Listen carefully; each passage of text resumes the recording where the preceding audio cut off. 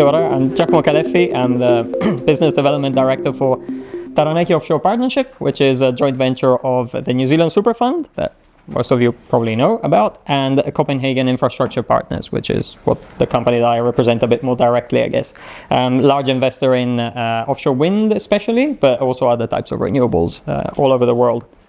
So we're running these sessions, we're trying to do sort of 4 sessions a year roughly from our office here. This is the 3rd for this year. We started off this year with a session on just what is offshore wind. It's always good to go back to those basics. You know, we're talking about a technology that isn't currently existing in New Zealand, but it's quite sort of widespread back in Europe, certainly, which is basically plonking big wind turbines out in the sea, where the reason for doing that is we get just much better wind conditions, we generate a better product, let's call it that, so a lot more efficient energy generation. We are years away from actually, certainly building, but I would say even understanding whether this is the right technology. These are big projects, they obviously, they call industrial projects, they do have an environmental component. The next few years are all dedicated to understanding whether it's the right technology to be built in the right place. South Taranaki has the most amazing wind speeds that we see pretty much all around the world, and the water depths that are just right to be able to install turbines connected to the seabed. Those are the 2 things that kind of lead companies like us to, look at the opportunity in Taranaki. As part of these early studies, there's definitely a lot of looking into what kind of jobs these projects can bring. These are huge projects that take, years to build and then run for roughly 30 years. They use a lot more workers, let's say, than projects like onshore wind farms or things like that. So and that's a big component. So these are not just electricity generation projects. They become a much wider sort of infrastructure project that can really give a lot of local employment and economic stimulus. And it's important to sort of recognize that early and look at how we can maximize a lot of those job opportunities happening locally. So that's the focus of the chat tonight. Feel free to jump in anytime and ask questions, and there's a bit of a narrative here.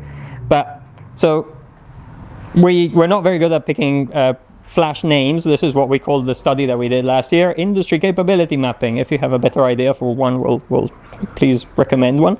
But the idea was basically, again, to go out in Taranaki. We ran this last year and understand what jobs are normally required to build and operate an offshore wind farm, and the second phase was looking at what skills are available in Taranaki. So the oil and gas industry obviously has generated a lot of skills in the region, and a lot of those can be transferred quite easily to offshore wind. So we wanted to kind of map that, recognize that those skills are available. And then there was always the idea of having a phase 2, which would have been for the skills that are not available. How could we train people, or how could we ensure that there is training available to those roles? If we don't do all this, which is for a project that might happen 10 years from now, the reality is those jobs will have to come from overseas. There's no other option if the industry goes ahead. So we're trying to basically bridge that, try to find what's the role of us as developers, what's the role of institutions, what's the role of tertiary education, what's the role of the government, to try and ensure that there is the opportunity out there.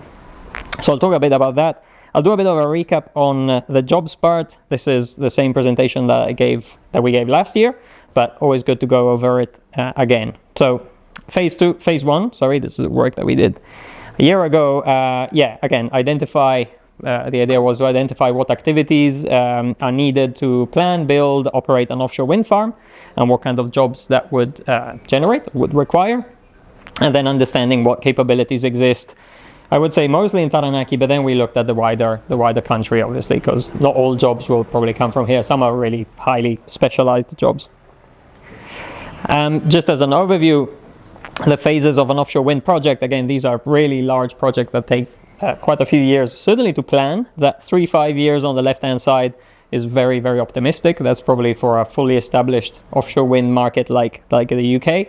Over here, we should probably look more at 7 or 8 years, and that's the phase that we're in now. We're at effectively year 3 of looking at how feasible it is to have offshore wind. The build could be 3 or 4 years roughly, and then this is the part that is more of interest for this session, the operations and maintenance. These things run for 30 years, 30 plus, we say there. And that's where a lot of the jobs really are, and we'll see about that. At the end of the life, like any power plant, the options are, full decommissioning, so removing everything, or repowering, as in if the structures have still enough integrity, we could think of in 30 years time we'll probably have wind turbines that are way more efficient than now. It might make sense to just install new turbines.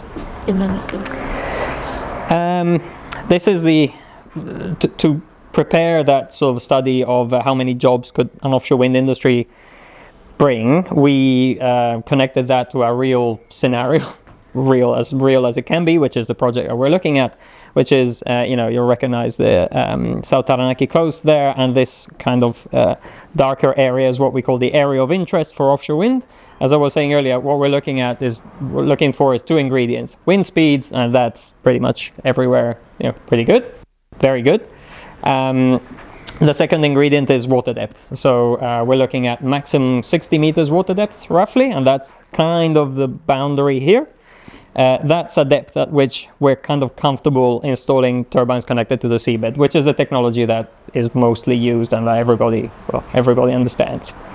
So that kind of shows the area of interest for offshore wind, and within this we're looking at a 1,000 megawatt offshore wind farm, which would require roughly 70 turbines, and that could sit, this could be 1,000 megawatts, or this could be 1,000 megawatts. So let's say that area of interest covers roughly 2,000 megawatts of possible generation. The turbines are way bigger than the ones onshore, so they generate a lot more. The ones in Waverley, I think, are 4 megawatts per machine, unless someone knows differently. The ones we're looking at are 15 megawatts each. And that's, again, the reason that you go offshore, is that you can build much bigger turbines that extract a lot more energy. So, and tap into higher wind speeds, which is also the other important one. This will all builds this reference, so the scenario that we have, which ports would we use potentially to support these operations? There's 2 really. The first phase is we need to receive these huge components for the turbines from overseas. There's no factory in New Zealand that can build it. There's not even any factory in Australia that can build them.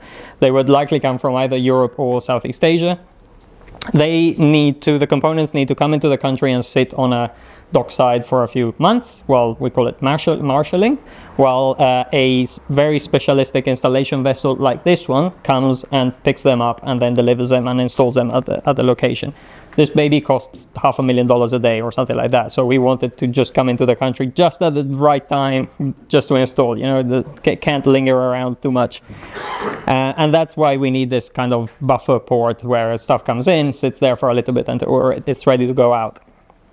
That's the sort of 2 or 3 years of construction, and then for the 30 years of operation, Port Taranaki could play a role there, but the reality is that there's a really, really good opportunity, and this is what we will focus on in the next years, understanding how that could work. There's a great opportunity for Pattaya to play a role there, because that area I was showing is effectively just off the coast of Pattaya. We all know Pattaya has a river mouth access, has a history of commercial boats going in and out. So it isn't a great place to potentially host the operations and maintenance harbor. Obviously, there's no harbor at the moment. It's something that would need to be built. We know about the tricky sandbar at the entrance of I have plenty of videos on my phone of waves crashing on the sandbar. But just to say, Pattaya is in the perfect place, and that would allow effectively the use of these smaller vessels that you see down there. That's called a crew transfer vessel. That's a dedicated vessel that hosts roughly 12 personnel, and basically would take them from Pattaya out to the wind farm in roughly an hour and a half, which is a decent time for marine transport. And then they would get onto the turbine, do their maintenance, and go back in the evening. That's a pretty neat solution if we manage to sort of make it work. And we've seen examples in the UK, a lot of sort of smaller fishing ports that didn't have a lot happening, that just happened to be in the right place. Let's say just off, or rather the offshore wind farm was just off their coast. And it just, even from an economic commercial perspective, running that kind of operation so close to shore, very, very good. For 30 years, you have to think that this is something that goes for 30 years. So we'll talk about, again, how that can become jobs, let's say. So the study we did last year showed, came up with, again, jobs potential for this reference scenario. So if we were to build a 1,000 megawatt offshore wind farm with those two ports, these are kind of the numbers that we could expect. We've been quite conservative. We thought quite hard. We're trying to, not present a picture where it sounds like there's thousands and thousands of jobs. We're trying to be a bit more realistic here because, again, we're trying to build something that makes sense. In the planning phase, some jobs. It's mostly the engineers, the consultants, me, Alison, these people. In the construction phase, and by the way, the company Concept Consulting, who helped us with this, used this metric person's years of work, which is sometimes I had to get my head around it a little bit, but it could be one person a year, it could be one person working full-time for a year, or it could be two people working for a year half-time. Anyway, so that's the metric, but we translate them into actual workers afterwards. In the build phase, you see that there's a lot of people involved.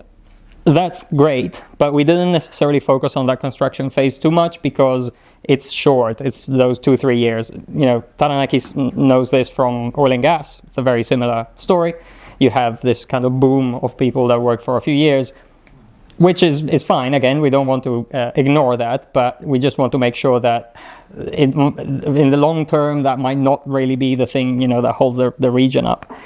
We're a lot more interested in, again, this third bubble of operations and maintenance, where we know that for 30 years, we might, and the number is, I think, roughly 150. So there could effectively be 150 people working full-time for 30 years to maintain the offshore wind farm. And that number can be very, very local. It can literally be South Taranaki. So that starts being, a pretty decent proposition. I promised, I think in the next slide, they actually become real numbers of potential workers. This is another graph that Concept put together. Here you see the years from the beginning of the project to sort of the end. And, again, the spread of how these jobs happen. Obviously, at the beginning, the planning is small compared to the construction phase. The construction phase is huge, but quite narrow in time. And this, even though the bars are low, the fact that it runs for 30 years is where a lot of that real sort of local economy can come from. By the way, you will find the recording and the slides afterwards. And if you want the slides, just, let me know, and happy to share. Nothing particularly secret here. As I promised, those person's year of work translated into real numbers. So we focusing on the operations and maintenance phase. This is the estimates that Concept Consulting got. Let's look at that side there, which is for the 1,000 megawatt offshore wind farm. Tier 1, those are direct jobs. Those are the jobs of people who would actually work, be employed as part of the wind farm. So those are certainly electricians, the site, the personnel who goes onto the turbines. Not only, though, also the master of the vessel that brings the people onto the... So that's why one offshore wind farm can generate 70 full-time workers, because it's a big enterprise. It requires a lot of different coordination of marine, electricians, project managers, and all that. We look then at indirect jobs, which is all the jobs that support those direct activities. An example of that could be Patia. As we were saying, we could have the crew transfer vessels going out of there. Now, we all know that it gets pretty choppy out there. So the likelihood that we would always be able to go to take personnel with crew transfer vessels, it starts getting quite low, because waves, personnel can only jump from the boat onto the ladder when the waves are roughly 1.5 meters high or lower. What do we do for all the rest of the time? We would need a helicopter, probably. So the reality is there could probably be a helicopter a new helicopter location in, say, near Patia or in Hawera, and that would support the operations of the crew transfer vessels. The pilots of the helicopter would be tier 2 workers, right? Tier 3, that's a slightly more hazy one, but we thought quite a bit about it, and that's what we call induced economy. The moment that you have the other, say, 140 jobs in South Taranaki, you probably have a few more Foursquares, you probably have a few more hairdressers, you probably have a few more, all that other stuff that has all those other businesses that have to appear to support those new jobs. And so, if you start to put all those numbers together, it gets interesting. We're not talking thousands of jobs, but we're talking, these are good positions, well paid. One conversation that we had that was quite interesting with the UK as well. This fishing port that ended up transitioning to operations and maintenance, aside from the fact that it saved their jobs and just kept the jobs in the region, they also said that it completely changed the type of job that people were doing, because previously it was fishermen that the contract, the employment agreement of a fisherman is quite vague. It's like one day you'll work, one day you won't, you probably don't have health and safety. Offshore wind is more coming from the oil and gas kind of background, where everything is very, very well agreed, structured. Health and safety is front of mind all the time. And so they said, it's not just jobs, it's a very different way of working. This is just to explain, to give an example of a 1,000 megawatt offshore wind farm would be one project. If we had another project, those numbers wouldn't necessarily double. It might be a slightly, some of the jobs would be working for multiple operators and so on. But so we had a stab at if there were multiple offshore wind farms around Taranaki or around New Zealand, then the numbers could look something like that. But I would say at the moment it's probably more, interesting to focus on that first case. So at the entrance, you'll find a copy of the Offshore Wind Jobs Guide. If you're interested, welcome to pick it up. We are developing offshore wind farms all over the world, but especially we are behind Star of the South, which is the first offshore wind farm in Australia. It's quite advanced. I would say it's 2 or 3 years ahead of us. Hasn't been built yet. I'm saying it's advanced as in they're ahead of us in terms of all these questions about feasibility and so on. But what they did 3 years ago is pretty much the same exercise, going through understanding how to get jobs to the region, what kind of jobs come with offshore wind, and they created this Offshore Wind Jobs Guide that we kind of ripped off, but we adapted it to the New Zealand market. So there was quite a bit of work going on, and it's ours anyway, so we can rip it off anyway. One of the interesting parts is this sort of view where you see these are various jobs that we would expect would be needed if an offshore wind farm were existing. So quality and health and safety manager, marine coordinator, master of the crew transfer vessel, general manager, wind turbine technician, and so on. The guide goes through all of these and explains what the job is, what qualifications will be needed, and all that, and it helps sort of give a picture of, again, what skills are required and which ones are existing. And then here it kind of breaks down what level of qualification would be required. There's a trade and marine qualification on the job courses. That's the part that we will look at a bit more in detail tonight. Just some examples again from the wind guide. So contracts and commercial manager. The interesting bits are we looked at in which phase of the project would this job be required, and that's really throughout the whole lifetime, development. Some of my colleagues are contract managers, and so they're actually already working on this, doing construction and operation as well. And then what kind of qualification? Probably more so the university degree.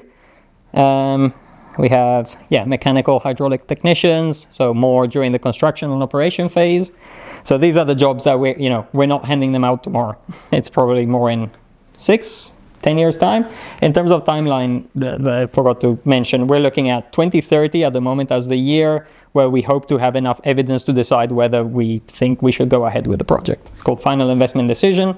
That's the year where we've gathered all our environmental studies, all the community, hopefully, support behind the idea, all the commercial studies, all of that, and that becomes all the evidence that the investors need to decide to press go on $5 billion of project.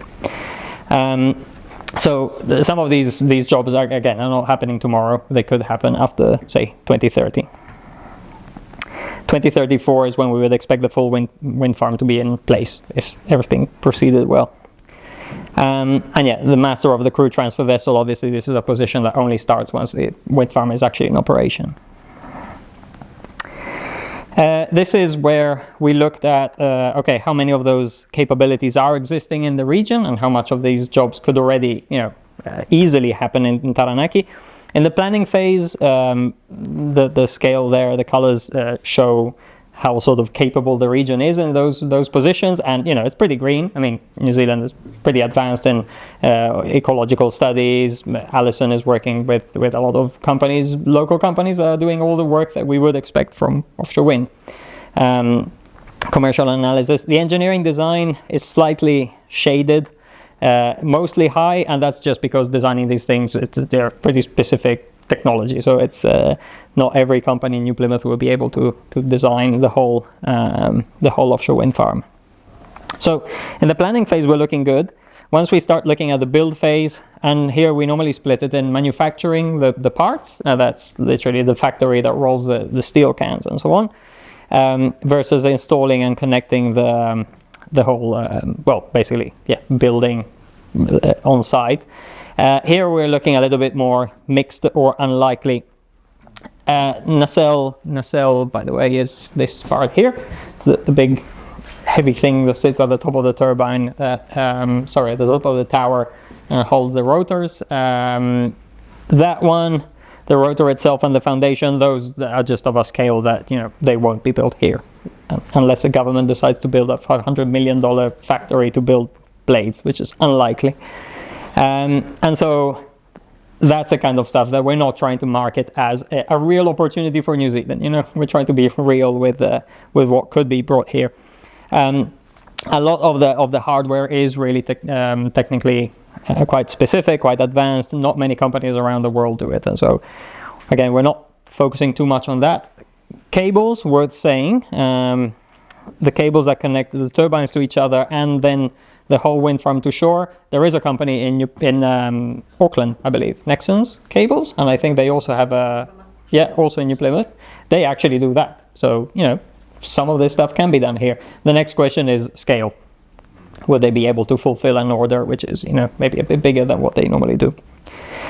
And then the onshore infrastructure part, obviously the turbines are connected to land through cables, and then we have onshore substations and a lot of land stuff that is no different from connecting any other generation source. So those jobs could definitely happen here. I was chatting to Fulton Hogan just a couple of weeks ago, and they're keeping an eye open because there would be a lot of work for them as well.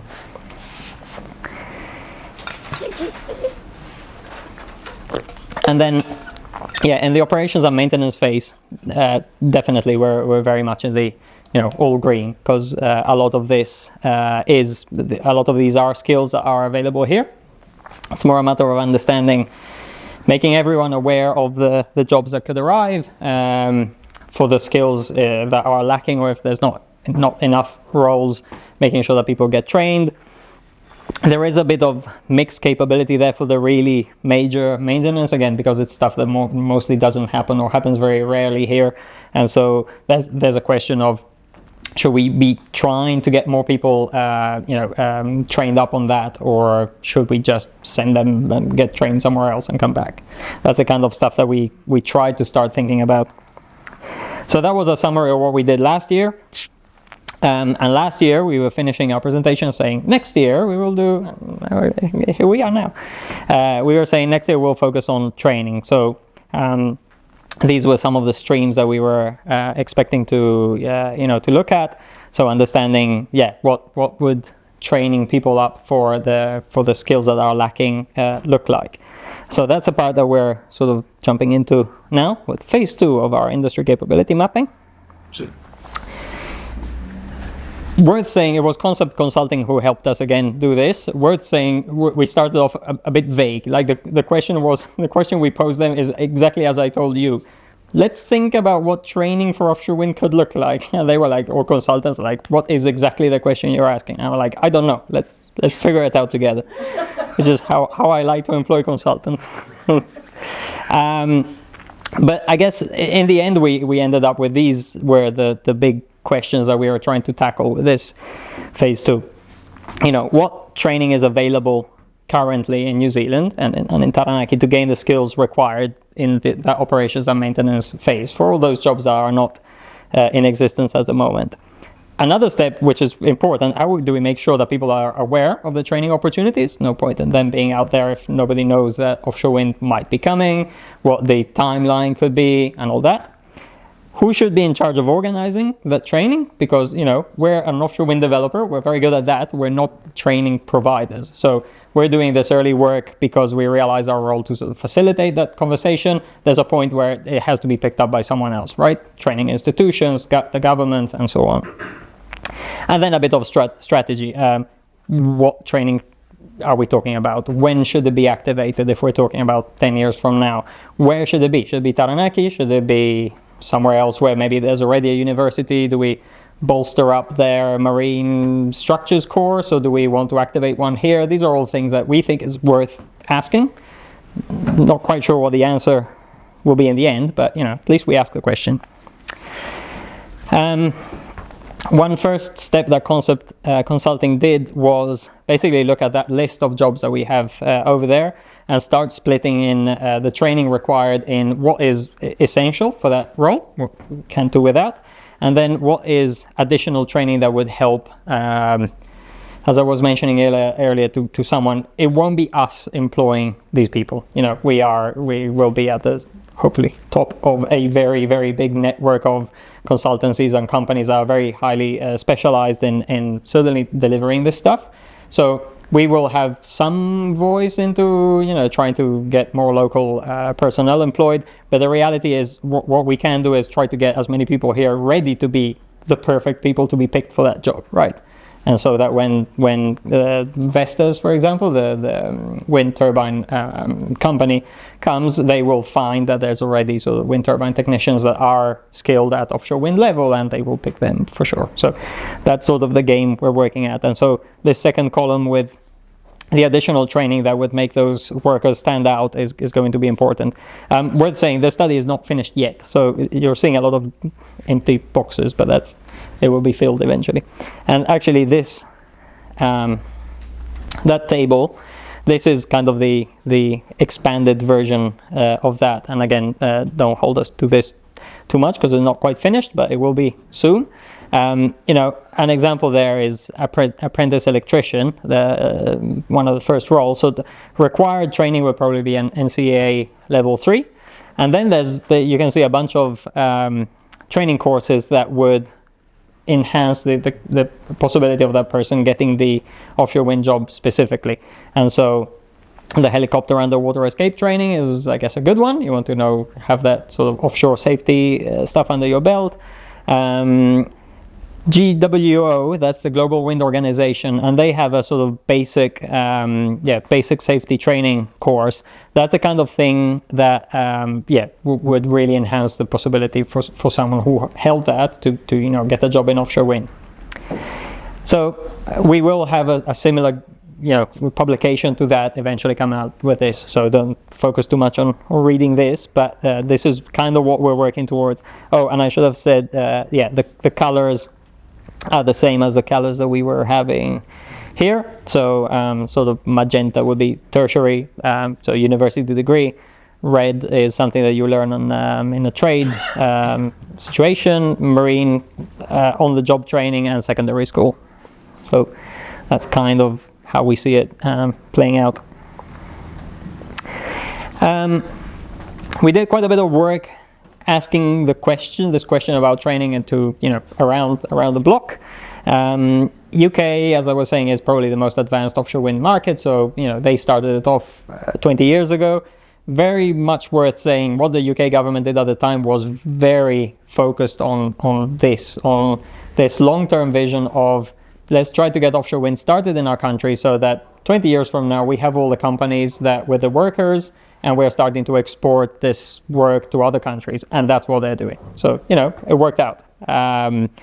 So we picked their brains a bit, and Australia, again, that's where we're developing Star of the South, so it made sense to tap into their experience as well. So we spoke to Port of Grimsby in the UK, that fishing port I was mentioning that had this transition to operations and maintenance. And in Australia, Federation University, which is one of the largest universities there, I think. And they're doing a lot of work to try and get these training processes in place. And basically we asked them, you know, if we're thinking of training in New Zealand, what should we look out for? And they had a few takeaways. Certainly, timing of investment is to be considered carefully. And here we're not talking about our investment. We're talking about investment by a training provider that decided to set this up. You don't want to invest too early when there's not certainty that offshore wind will happen. You don't want to invest too late, otherwise the wind farm is going and you're still setting up your training program. In terms of what scale of jobs do you need to think about setting up training, they reckon that, you know, a wind energy industry that has 1 gigawatt roughly, and that's not just offshore, that's onshore wind as well, because there's quite a bit of overlap with onshore wind projects. If you have 1 gigawatt, 1,000 megawatts or more, that should be enough to basically consider having a specific wind training facility. New Zealand at the moment has 1.2 gigawatts of wind, onshore wind. So if we're talking about an extra gigawatt with this, by the time we build this, there would probably be another gigawatt of onshore wind. So we're starting to have a reasonable size industry, and so there should be a wind training facility eventually in the country for sure. Training operators should develop programs together with offshore operators. That was after a comment of, I think it was Federation University kicking off some programs, training programs that actually were absolutely irrelevant to offshore wind developers. And so they were like, well, what are these people being trained for? Seems obvious, but good to have it on the list. Consider how to engage young people. Again, we're talking about long-term prospects. It could be 10 years from now. We want kids in secondary school thinking about some of this. And conversely, how do we also make sure that experienced workers, for example, from oil and gas background or other similar industries, why would they consider retraining in order for these to access these jobs?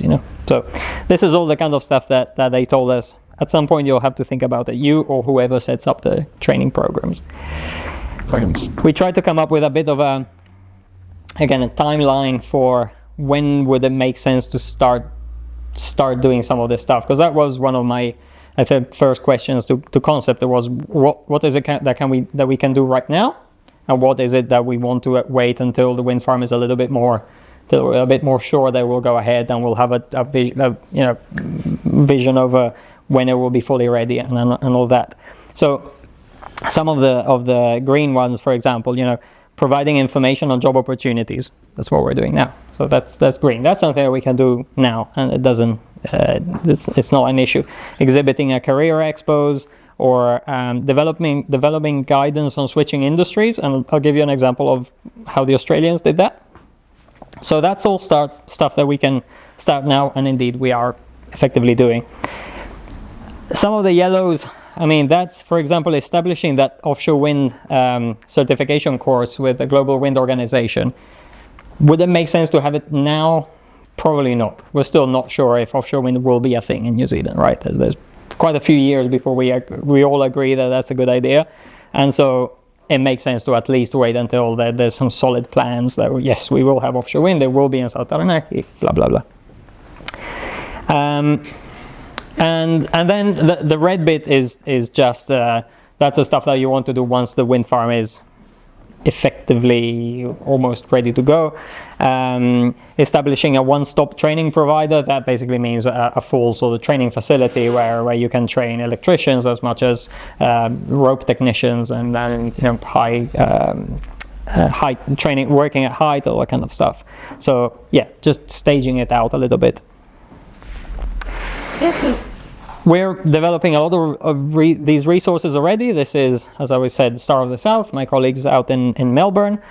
These are some of the publications that they did in the last year and a half, I want to say. The Offshore Wind Jobs Guide, that again, we took inspiration from. The Offshore Wind Supplier Showcase, that's a pretty cool one. These are all available at this website, by the way, resources at Star of the South. That one is I can't remember, 60 pages maybe. It's basically just a list of companies that work in the Gippsland region where we're looking to do Star of the South, the project, with all their capabilities. It's pretty neat. It's just like the yellow pages of who can do what on offshore wind. Yellow pages, that's a quote from the 80s. And then, yeah, this is the one I was mentioning earlier, guide for workers, how to transition from an industry to offshore wind. A really cool example there is the Gippsland region has a lot of coal power plants still operating, and a lot of those skills, even though they're on land, are very can be transitioned to offshore wind. And so it goes through kind of step by step. Someone who has a certain amount of experience in coal would benefit from doing this training and that year, and they will enable them to participate in this phase of offshore wind. So we really try to spell out the whole process. So yeah, this is some of the stuff that we're considering whether we need to replicate the same here. Maybe we will eventually, but a lot of that is actually very applicable to basically any country. So for now we're happy with the jobs guide and the training work, but as the industry develops, we'll certainly do more and more tailored things to New Zealand. Thank you.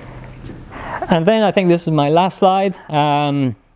Just a bit of a case study in Victoria, the state where we're building Star of the South. So that's where Federation University a few years ago established this Asia Pacific Renewable Energy Training Center, APRECTICA. And the idea there was they set up they actually built a sort of 23-meter high tower that contains all the gizmos to sort of simulate what it would look like to go up to a turbine and work in there. So again, that goes back, and that trains up to 600 industry workers a year. So the question is, when would we want to develop something like this? Does it make sense? Is it something that we should rather send people to Australia and be trained there and then come back? These are all the kind of questions that we hope studies like this will eventually start, generating in other institutions in New Zealand, and we can all agree that it makes sense to start working on some of this stuff. They have training courses at this training center. The first one is that the Global Wind Organization basic safety training course. Then they have basic technical training. They have certificate in engineering composites trade. So yeah, they're really trying to set up so that it becomes a bit of a one-stop shop, and the students can go there and learn all the aspects. Where is the Global Wind Organisation based? Somewhere in Europe. I should have known that one. Yeah, think somewhere in Europe. And worth saying, this whole center was sponsored by not just industry, as in not just the likes of us, but also the Victorian government. And that goes back to what I was saying earlier. A government that wants to attract offshore wind could just tell developers like us, you do everything, you sort out the jobs, it helps you sell the idea to the people. Sure, we could do everything. The reality is that ends up years later becoming an incredibly expensive project, because the developer has been asked to tackle every single step and that means expensive electricity. And the whole point of doing this is, we're trying to strike a balance between the work that we can do efficiently while still keeping a project that is within sort of reasonable cost, so that the final product is electricity that has a price, right? Then we need to get back something for our electricity. And so there's a trade-off there. And the idea is we would really like to work in collaboration with government, which probably means both central and local government, to understand how to make this, how to unlock those really opportunities for the region. Yeah. I think that's me. Okay, mate. Yes. I was going to ask a question. So you guys don't do the hiring, and there'll be companies coming in to do that, looking after the turbine. training centre wasn't stood up in New Zealand and say we did need to send people up to the Federation University, do you know how that would work in terms of, because like you'd have to set up kiddie chips essentially to get people over there to then obviously bring them back. Yeah. Do you know how they work with those hiring, or is that? I don't, but again, this is the kind of questions that we want to have, people like yourself starting to think about.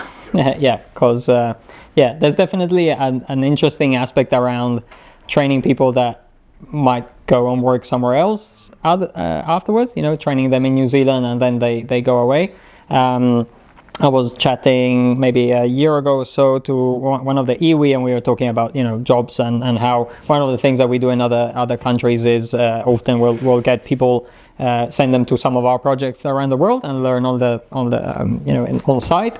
And then there was a question, well, what if they don't come back? And it's like, well, yeah, of course, that's always a possibility. So we have to just strike a balance between how do we then make them want to come back, I guess. Yep. So would we know who those companies are going to be that would be get hiring? Yeah. Like in due time? Yeah, I mean, we, as part of building a thing like this, our procurement would be quite advanced, even before we reach final investment decision. So if we were to reach FID in 2030, probably by 2028, 29, we would have a lot of those contracts in place already with who provides the turbines, who provides the vessels. And so that would, I'm assuming that would be a good moment to start getting all together and again, pitching the skills that hopefully we will have enabled by then to the contractors, consultants, and so on. Sorry to ask. No, go for it. Like I know people can probably transition easily from oil and gas, let's say Sparkies and the like. How much onshore, offshore wind experience is needed? Or is it more just about doing a bit of training at height, getting used to it, and then you're good to go? Yep. You have to sort of likely go work on a turbine somewhere. Yeah, no, thanks for that. It's a lot of these courses are not super intensive. Like it's not years and years of training. In some cases it's a few weeks. Some of these are online courses that you do in a week, and so it doesn't look like there's an incredible, insurmountable amount of study that will need to be done. Obviously, the New Zealand education system is pretty advanced, so we're not a country that has to do that first step of our universities are not up to spec, because from that perspective we're all good. It's more a matter of, again, identifying those sort of smaller packages that need to be added somewhere by the right institution. And so it's not a lot of work. The onshore experience is interesting. My understanding is it's quite easy to transition. Like for a onshore wind technician, all they need to go offshore is those extra safety, the offshore safety training and things like that. In the end, the nacelle is sort of similar. The scale will be bigger, but the stuff inside works the same. So yeah. So who's going to make all the decisions? Who do you think's going to make all the decisions as to what qualifications are going to be required ultimately in the end? Like there has to be some governing ITO or something that's going to be doing that. So yeah. There's a volunteer. We're for relevant councils at the moment that set the standards. That whole road of form of vocational education, their whole system is currently being redesigned. Right. So they may not be workforce development councils, there might be initial training boards, they'll call them. Okay. So they set the standards, right, and then it gets delivered, but they would go to the GWO and likely get information from there, and then your WITs or PTs, or we have ETEs, Meridian of the Standard Vertical Horizons already have onshore wind training, where they've got, turbines not those size, but half the size, so we'd have like. Yeah, worth saying that the plan, once we're fully wrapped up with this study, which hopefully will be in less than a few weeks, is to get back in touch with. We contacted, Ministry of Education, Workforce Development. We've already spoken to a lot of these groups, and the plan is to basically send a report to all of them to get comments on, the stuff that we've done. Does it clearly identify some institutions or some agencies that are obviously the ones that should be taking the lead on this? That was the idea behind the whole work. So hopefully that's how it will happen. Studies that you're doing with the concept consultants doing. Yep. When you look at specialised vessels like this, you don't know what you're bringing in yet, do you? You don't know what vessels are going to be coming in, whether they're going to be the vessels that are coming in to install the turbines, or whether they're just going to be support vessels that doing this part or that part. So Correct. There's quite a bit that will be determined by the... major open. Yeah, I mean, we have a pretty good idea of how we would build it, but the details of which vessels get mobilized when are quite country specific. My understanding is, I might be wrong about this, that New Zealand does have a requirement for a certain number of New Zealand crew to be on a foreign vessel to do some particular operations. So Australia has. Australia does. The US even more has vessels that have to have a US flag, which leads to an interesting thing, which is we're building in the US as well, off the coast of Massachusetts, and the vessels that we're using like this from Europe cannot enter American ports because there's that thing called the Jones Act that limits it to only US vessels, and so this vessel has to sit just outside the territorial waters, and a barge goes in and out of the port to feed it stuff. It's like, okay, oh well. You have to just convince MB or immigration that you've tried to not monopoly in front as many people Right. as you can. Okay. And if you can't, then they're likely to get visas to come in and do. Okay. Well, I mean, a study like this should form a platform to understand how easy is it to find that position in New Zealand again, and hopefully we would have made it easy. Yeah. The timing thing is tricky. I mean, time is the thing that makes these projects tricky. There's a lot of stuff that we need to pieces of the puzzle that will have to come all together over time, and we have the luxury of time, but they all have to actually come in one after the other. Build it and they will come, but nobody wants to build it because Yes. till late decision. Also worth saying, in some countries like the UK or places that went sort of big time in offshore wind and built a lot of gigawatts, they had a bit more margin, I guess, to get the first few ones wrong. Maybe with not the amount of training or employment that they would have hoped, because they knew they had a big pipeline. New Zealand will probably not be in that situation. In 30 years time we might have 3 gigawatts of offshore wind, maybe. It's it's a pretty small electricity market. We're probably not aiming for 20 gigawatts, and so we need to make sure that we're starting from the beginning with a good, trying to maximize the opportunity, I guess. Cool. That was easy. Yeah, all convinced. Yeah, thank you. If you want to pick up an offshore wind guide, feel free. And follow us, and in the next hopefully few weeks we'll put out an announcement about this thing being finished. It might be the new year actually, because we'll do that exercise of sort of a bit getting some critique in. Awesome. Thank you.